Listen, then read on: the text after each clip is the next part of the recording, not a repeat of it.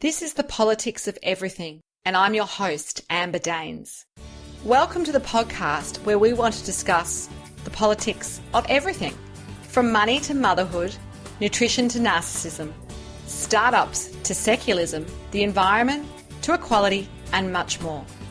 Our guests are experts in their field or topic of choice, even if you've not yet heard their name. This is a bipartisan podcast, so while we love exploring varied views and get a buzz from a healthy debate, by no means is this a one-sided forum for any one political view. So please listen up and enjoy the politics of everything. Welcome to the Politics of Everything. This podcast is going to delve into a topic that affects us all, the politics of reading people. It certainly sounds like the ultimate life skill if you ask me. My expert guest is Alan Stevens, who has built a 30-year career doing just this.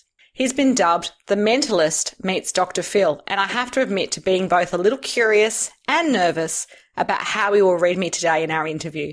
Alan works with business leaders, teachers, coaches and parents, utilising a special form of rapid trait profiling and character sessions, which he says can greatly enhance our communication success in the workplace and at home. Welcome to the program, Alan. Thank you very much. Glad to be here. Okay, so in a nutshell, what is rapid trait profiling and how does it work? Well, rapid trait profiling is made up of 4 different modalities. The first one being your facial features. They will give away your personality. And then you'll have micro expressions which show the emotions on your face that you're really feeling in that moment. Body language that supports that, and then being know how to talk to everybody correctly. So using NLP or neuro-linguistic programming as they call it. So what do your personality and character assessments really achieve? I mean, it sounds interesting and a fun thing to do in a dinner party or out with friends, but, really, how does it help you connect deeply with others? Well, by being able to read somebody's personality, you know how they like to think and process. So you therefore know how they like to be spoken to and treated. And that gives you an ability to build instant rapport with them and make greater connections. So you call yourself a celebrity profiler amongst other sort of labels. What does that really involve? Well, the celebrity profiler title was actually given to me by the world's media. I've been interviewing or reading people like politicians, British royalty. Last October, I was flown to London to speak on the behalf of Disney Films and also Gillette. To the journalists to explain to them how the face tells, what stories the face tells before you utter a single word. And who are some of the more sort of interesting characters and what can your reading of them tell us? Someone that we would perhaps know, whether they be, I guess, royalty or a Hollywood person. Is there anyone sort of that comes to mind that you can just unpack and bring to life for us, really what the celebrity profiling aspect is? Well, you look at a lot of people in Australia noticing the people like The Bachelor, and a lot of people do follow those shows. Sam Woods, who was a couple of years ago, was the first one that I profiled. When you look at his face and you look at the shape of it, you're able to determine whether he's somebody who would be a long-term, doing things long-term, or somebody who liked a lot of change. And he in particular was somebody who liked a lot of change. Knowing that his job would be important and that could affect the home life relationships. Interesting. And what about someone who's overseas, in case any of our audience are not familiar with Sam Wood, because that's obviously a very Australian local celebrity. Is there anyone else that comes to mind that we could all relate to? Well, probably the person who's in the news the most these days is Donald Trump. I've profiled him several times for news.com. And about his hand motions, his movements, how he connects with people. So you'll notice that with his hand movements, they are more about being able to try and control the audience. So he will have one hand moving where he's trying to get you to actually look and focus on what he's trying to indicate, not so much what's going on behind the words that he's using. That's very interesting. So by knowing this, how have you kind of made this into a living? Well, I train everybody from school teachers, psychologists, business people, parents. So you can profile anyone from a young child, from their early ages, to understand their behaviours, understand how their learning styles will be before they get to school. So you know what they're going to be like when they get to school. So where instead of them falling victim to the systems that we have because the teacher's unable to read them. Once you understand that child is somebody who needs things in a sequential order, they're fidgets, they're easily distracted, etc., you know how to deal with them so that they don't end up falling through the cracks. Oh, very powerful. Yes, I've got two boys, and one's at school and one's at preschool, and I can definitely relate to what you're sharing there. I guess with your over 30 years of experience, including counselling, psychometric profiling, and the neuro-linguistic programming, NLP, and body language, it's such an interesting field, but how did you actually get started on this path? Well, I originally started in about 1975. I was put in charge of a group of people.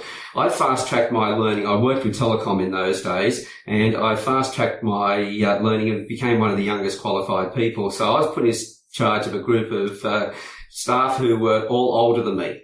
So straight away I had to then get them on side.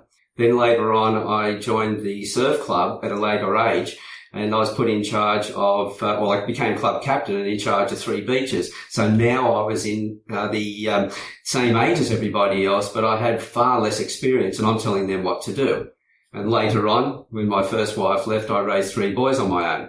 So they were 4, 11 and 12. So now I had to understand their generation as well, and be able to take on that role of understanding what was going on at school, their emotions and everything else.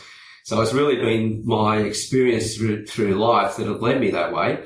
But about 10 years ago now, somebody just mentioned to me one day, have you ever looked at reading faces? And that got me very curious, and I found the specialists in the different fields, those that taught the micro expressions, others who looked at the facial features. But what surprised me was none of those people brought the 2 groups together. And they didn't incorporate body language or how to speak to the people. So I just brought all that together into the one process. So it's been an ongoing process now over that 30 years. Excellent. Well, I guess your reputation as an authority in reading people speaks for itself, given the caliber of organisations and individuals you work with. A lot of this is based, obviously, on non-verbal communication. So just for us newbies, what are some of the easiest ways that we can read people if they're trying to conceal something? You're in a meeting and you're kind of putting together a deal, and your gut feel sometimes tells you that there's something amiss, but you don't really have confirmation. Is there any sort of obvious traits which people will characteristically draw upon in those sorts of circumstances? You can look at the body language for a starter. When people are talking to you and they don't want to, or if they're telling you lies, quite often their hands will be around their mouth. But you've got to make sure that you read it in the right context, that they're not just scratching their face at that time. If it's something they're consistently doing, if they're looking at you and then they look away when they're explaining things to you, and it's you're asking very in-depth questions, there's something going on then. If people's eyes, they used to say that if somebody's eyes were moving around, you couldn't trust them.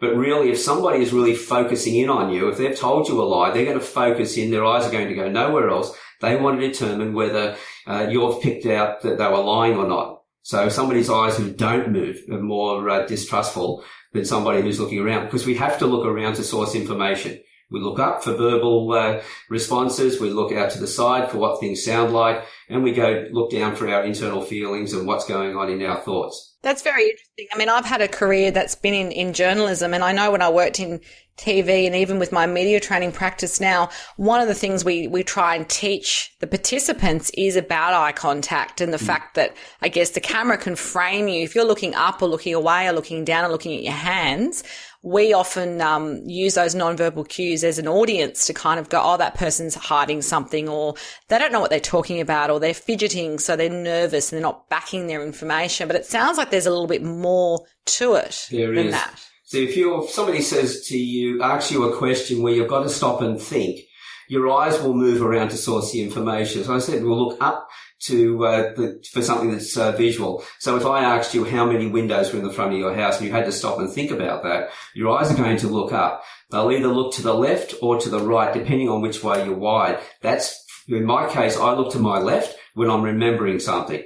If somebody asks me, well, what would something look like if, say we pull those windows out, we put in a big French window, what would my house then look like? I will now look up to the other side to get that visual image. So if my eyes weren't moving, I'm not thinking. I've already got the answer ready. That is very interesting. Well, I'll have a new take on that when I coach my clients. That's for sure. I guess, is there any examples, and you don't have to obviously name names, where you've maybe misread the signs? Because other people have obviously studied NLP. Other people might have studied body language because, some people are very good at hiding some of their flaws, if you like. So how then do you work with someone like that? Well, first of all, the facial expressions are very hard to control. So if you're trying to conceal something, because what happens, somebody says something happens, unconsciously we react, and then the conscious mind steps in and the expression is then shut off. So it's a fleeting expression of a fifth of a second down to 1/25th of a second. The same thing then with the body language. If somebody's got their arms folded, they say that they're not interested. Well, that could be a barrier to the cold. It could be a lot of things. What's the context of the situation? So I never assume I believe I got it right. If I read the facial features, then I talk to the person and look for the reactions I'm getting back to know whether I've got it right. So that way I don't fall into the trap of misjudging people. I always test everything. I don't have that arrogance to say, oh yes, I saw that look of contempt on their face. Well, it could have been a twitch that was on their face at that time. Exactly. I guess if you haven't met someone before and you are trying to get to know them, it's not, they say, we make very instant decisions about whether we like someone or whether we trust someone, but I guess it takes time as well. It does. And that doesn't take much time. When you start a conversation with somebody, it's usually the friendly side. This is where you benchmark them. This is where you find out which way they look. To remember something, to tell you or make something up, explain a new concept. So you benchmark them first, and then when you get into the conversation, then you're asking them things that are more serious, where you might be doing an interview, for instance. That's when you look to see whether there's any changes. That's interesting. If your memory side is on the left, but now they're looking to the right when you've asked them about a past experience of how they would have done something in the past. They go, I did such and such, but now they're looking the other direction. They're making it up. Well, that's very fascinating. I guess we're today using our voices to communicate solely. We cannot see each other in remote locations. The joys of technology, we can actually do this. So what about vocal indicators? Can they kind of give you signs if you're kind of talking to someone over the phone or like we're doing today, you're not actually seeing them? How do you read them? You can hear the change in the inflection in the voice, the change of the speed of the conversation. If they're thinking, you'll hear some hesitation. So then from that what is also going on at that point. The inflection in the end of the voice that a lot of people have, does that change? That's interesting. Yeah, I can imagine that. Often you can tell when someone's nervous, for example, even in the communications work I do, we look, with nerves, how people use their breath and how they actually articulate words. You can often tell very quickly if there's nerves at play. I guess on the other side, you've got, it's a no-brainer in many ways that all aspects of human relations and interactions are improved when you have that ability to read people accurately. So if someone comes to work with you, what is the sort of process you take them through to get to a point where it's actually useful information for them, either at work or in their personal relationships? Well, if they're learning to read, they want to be able to connect, like a salesperson, for instance, and they want to be able to read their clients more effectively. We'll start looking at the traits where they can build instant rapport. While they're looking at somebody else's traits, they automatically understand their own as well. Because we need to know how we like to function. We need to understand what pushes our buttons, so that we can make better connections with other people. So when I'm using this in the dating scenes, for instance, I'm getting people to understand themselves first before they worry about the type of person they're trying to connect with. Once they understand themselves, then they look at, well, okay, what am I really looking for in a partner? If I then have that partner, how do I talk to them to make sure that relationship goes on for a long period and is a good relationship? So how can it, I guess, moving forward, how can it help people, for example, change the way they communicate? We're looking at obviously reading other people, but if we're analysing ourselves, can we shift how we're communicating easily, or is a lot of it sort of habitual? What we'll find is that as far as the personality goes, under stress, we will always revert back to our own style. So if we're somebody who withdraws, so somebody with aesthetic appreciation who likes to feel things, the downside of their trait is, because every trait has an upside and every trait has a downside, the downside is that they can keep things inside and keep them in too long to where it becomes an emotional outburst. when they can't hold it down anymore. So if they've got a partner and they understand that about themselves, they know then to talk to their partner when things long before they get to that level. If their partner is more on the opposite trait, more of dramatic appreciation, someone who likes to express themselves a lot, they can then learn how to talk to their partner. They can also then look at what things push their buttons and construct the environment around them or the way they talk to them to make sure those situations don't arise. Great. So I guess if someone was to come to work with you, I mean, do you tend to do one-on-one? Is it groups? I mean, how do you sort of, I guess, achieve outcomes? Is it? I'm wondering if it's something we can kind of pack into a couple of days together, or is it something where you would definitely, have repeat clientele? It always comes down to, well, as far as this goes, these skills, virtually you use them as a foundation of every other business. You don't grow your business if you don't make connections with people. So really this is the foundation. So therefore I can teach people one-on-one. I teach them in groups. I do it over the internet, face-to-face. I've put courses online. So it comes down to the person's individual need. How do they want to learn this and for what purpose? If they want to learn quickly how to meet and greet people, to be able to make that instant connection with them, I've just put a course up online where it's all pre-recorded, where they can self-pace their own learning. Other people will go, no, I really want to do this where I've got a group around me. So I've got live groups, plus I also do groups via Zoom over the internet, where people can be all around the world and all come together at the one time. Or I can do it face-to-face or one-on-one via the internet. The joys of technology, you must have seen some changes in the years you've been running your business. I mean, obviously you can be remote and you can have clients all around the world without you physically flying to them. So that's interesting in terms of, I guess, growing your own business. Very much so. I started out first of all face to face, which meant they had to be either local to where I am here or like I'm in Newcastle. Sydney wasn't too far away. But I'd have to have a number of them down there on the one day to actually justify my time. But with technology, well, I've been training psychologists in Florida, salespeople in Asia, people in sales and the IT industries in Europe. The only two continents I haven't trained on so far has been the North Pole and the South Pole. So you never know. There's still time, I guess. Well, there's people who go out there on research into their huts and they're in groups. They've got an internet, which they all have these days. They can always do group trainings via the internet. So that's on the cards. And I guess just touching on that, I mean, I guess there'd be cultural differences too. If you were to say China versus, say, the United States, you'd probably have to have some sort of understanding of the behaviours in a culture before you even go in and do your work. There are some traits which are very much based on the culture, say the depth of the eyes, the width of the nose, for instance. Those ones you'll find that ethnic cultures, we call it indigenous cultures, I should say, or Asian communities, they might be different. But I'm looking at 68 traits and presently including a few more traits to bring it up to about 81. So what I'm actually looking for is what stands out the most, what stands out second, do they moderate or enhance each other, what is next? So if somebody walks past me in the street, I can profile them on the major traits that I can see in that instant. So you don't need to have all of the traits together. So if I've got one that's culturally based, I may leave that out because it's not that important. It only adds a little bit more to the overall profile. It's not absolutely necessary.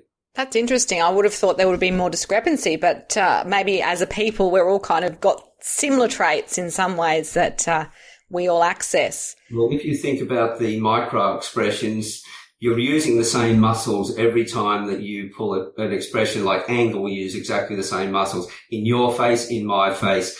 Anybody who's been blind from birth, any culture, we all use the same structure. So if you use those muscles over and over again, you're going to build ridges and crevices. This is a lot of the parts that I'm reading, not just the dimensions of the face, but also those ridges and crevices. And that, therefore, makes it universal. That's great. I guess you've referred to on your website, obviously, Carl Jung, the father of psychology, who stated that to understand the human mind, one would learn more by experiencing all areas of life, including schools, clubs, gangs and community, than they ever could from a pile of textbooks. How has this view impacted your own practice? Well, I've done formal studies, but what I've found, especially with doing an undergraduate in psychology, you will learn all about the people who did things. You will learn statistics, but there's no experience in that. My whole life has been from a school of life. It's been those experiences with formal studies that I've picked up along the way as well. You need both. If you just do formal studies, where's your experience? You know, you've gone from school, you've gone to university, you've now got a degree and you're starting to apply that. But, you know, as I say, the degree will get you the job, but it's your experience that gets you promoted. That's interesting. So how do you keep your skills up to date? You obviously have a lot of experience and you clearly have a successful business. I mean, self-education for most people is still important no matter what stage you're at. How do you keep up to date with what you need to know? Well, my whole approach to life is that the most important thing I'll ever learn is the next thing I learn after I know everything. So I'm always reading new information. I'm looking for other people who might work in one or two of the different fields that I work in that are doing things differently. And there's a gentleman just recently in Romania who works with a different form of face profiling. So we've done some cross promotion work. So I've actually looked at his stuff. He's looked at mine. We've worked together on that. So collaboration sounds like something which you're open to in your business. I believe that collaboration is the most important thing. I do not believe in competition. I believe we hold ourselves back when we worry about that. I will go out and find anybody that's in my field or starting to go into that area and I'll work with them because we bring something different to the table. We're always different to each other. And in fact, my whole focus at the moment is to create my competition and train them to the highest possible level. And people go, you're so insane doing that. And I go, well, it's one of me talking to a lot of people. And it's a long time between jobs if you look at it that way.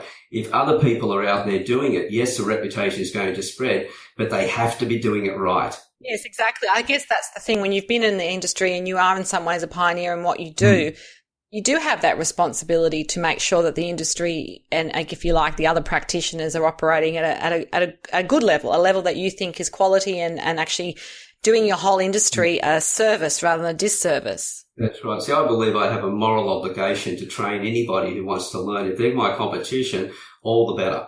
My whole approach at the moment is finding people who are top in their field, psychologists, counsellors, coaches, and those that want to learn and work with me to train them to a level they become the specialists in their fields. Because I want to go wide and get work with them so that they go deep into their organisations and their fields. That sounds very sensible advice. So I guess in your own experience, do you have any mentors or inspirational figures that you have drawn from or continue to draw from? And what have they really taught you about business and life? Well, really my mentors, I've always had a coach who, no matter how good you get and probably the better you get, the more you need coaches because you get so involved in what you're doing. You need others to remind you of what you're missing. So I've got a couple of good coaches I'm working with at the moment. But in my life, I would say that my whole approach anyway, first of all, is I don't teach people. Well, I'm a part-time teacher, but I'm a full-time learner. I have to learn from everybody that I'm working with to be able to provide them with the best service that I can. So a lot of my mentors and teachers have been young children. And when I was in the surf club and examining the kids for their bronze medallions, and I asked them, tell me about what you're seeing out in the surf.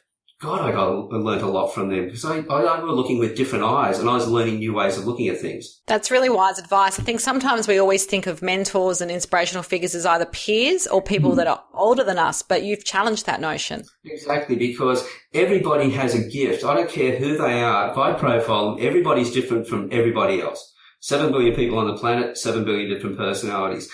Kids with autism, Asperger's, I've loved working with them because some of them have got some fantastic gifts that are really exciting. And you look at them in awe. My God, they might not be able to tie up their shoelaces, some of them, but the other stuff that they do, they outstrip all of us in what they can actually do. So learn from everybody that you meet. That's great. So I guess if you could close off by sharing a bit of your final manifesto for this particular podcast, what would you say to listeners about, some steps about the politics of reading people? What are sort of, say, top 3 or top 5 things that we need to all be aware of? Well, the first top 3 things I'd always say is never assume. Always look at things in context. look at them in clusters. So if you see one mannerism, for instance, you think, oh, that means such and such. Yes, your unconscious mind will pick up. This is why we get that gut feeling. We've already read the person, but we don't know why. But we'll see something, we think, oh, that's wrong. We'll look for some more to support it. Make sure you've got enough information. But always understand yourself first of all. Read the other person, understand them, and then talk to them in the way they want to be spoken to. And I guarantee you'll have much better relationships very quickly. Oh, I agree. And I think the politics of reading people is definitely a subject matter that all of us can relate to. So we really appreciate you coming on the program today. I will have some details of Alan's website and links in our show notes, but you've been listening to The Politics of Everything, and I'm Amber Daines. Thanks for listening today. If you've enjoyed The Politics of Everything, we thrive on feedback. So please add a short review and share the podcast with your network, your friends and family. I'm also always on the hunt for fabulous new guests, so if you've got a view to share and an idea how to get our listeners excited, please email me at amber@bespokecomms, that's BESPOKECOMMS.com.au, and we'll be sure to get back to you. Until next time.